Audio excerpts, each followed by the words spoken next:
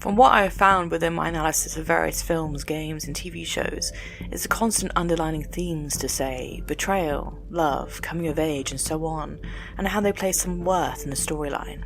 And sometimes it's almost as if the writer, director, or creator wants us to learn a lesson.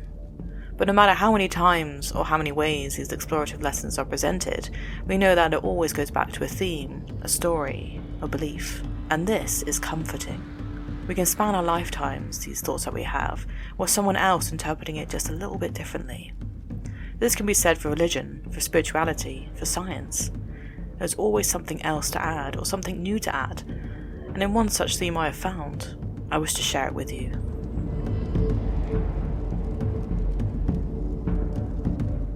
This might be an odd pairing, and I completely agree with you, but let's be honest. We can find the weirdest things that could connect with each other if we look hard enough. And this kind of connection, a theory per se, might be a little surprising. And I know that once you have listened to what is said, you might even agree with it, but we shall wait and see. This is Two Takes, and this is Second Watch, an analysis of 1950s Cinderella and Fight Club. Spoilers will be ahead.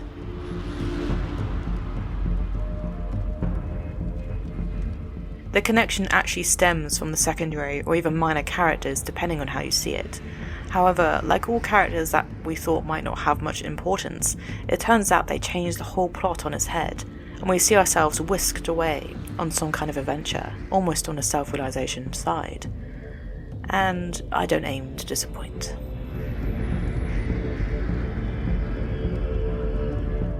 In Disney's Cinderella, Cinderella has her dress ripped almost to shreds by her stepsisters and stepmother, moments before going to the ball. We see her weeping in the garden, and then her fairy godmother appears to help her. The reason for the fairy godmother to appear was to be the embodiment of Cinderella's hope.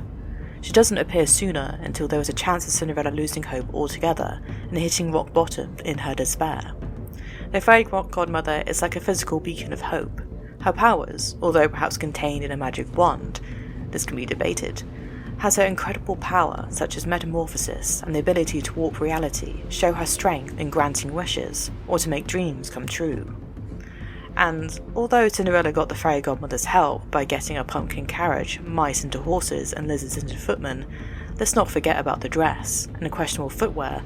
She attended an event and did the rest herself.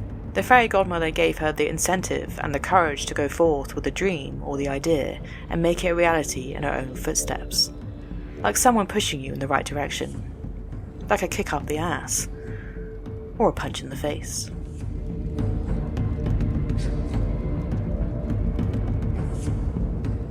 Tyler Durden is known as the narrator's split personality, created by the narrator's insomnia-induced insanity and frustration over his life, mostly about how hollow it had become, to which he had tried to fill it with materialistic consumerism. The narrator manifested Tyler Durden because of the constraints his life was under. Tyler Durden is the embodiment of the completely free, and the narrator wishes this with all of his heart. The reason for Tyler Durden, in many theories, is to forcibly guide the narrator to some kind of enlightenment by gradually destroying the narrator's empty, programmed self. By blowing up his beautiful condo to making him hit Tyler as hard as he can, it's only after we've lost everything that we are free to do anything. Tyler Durden manifests at the crucial point to change things around.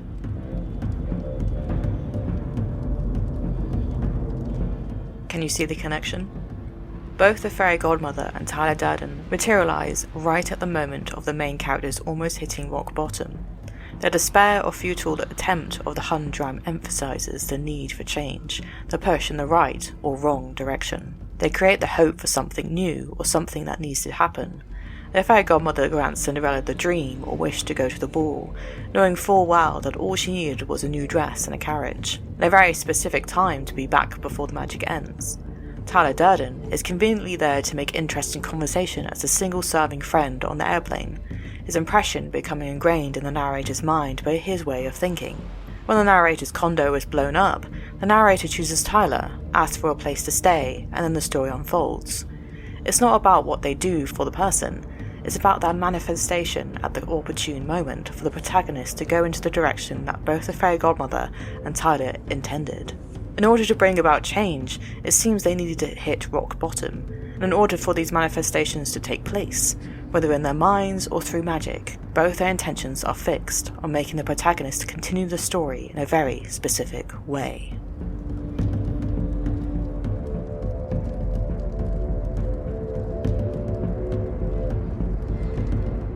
Thank you for listening to this episode. If you enjoyed what was said, then please support the show from my Patreon. And if you want to know what's happening next, follow my Instagram. To know my day-to-day thoughts, follow my Twitter. And if you want to read what was said instead, then follow my blog, linked elsewhere.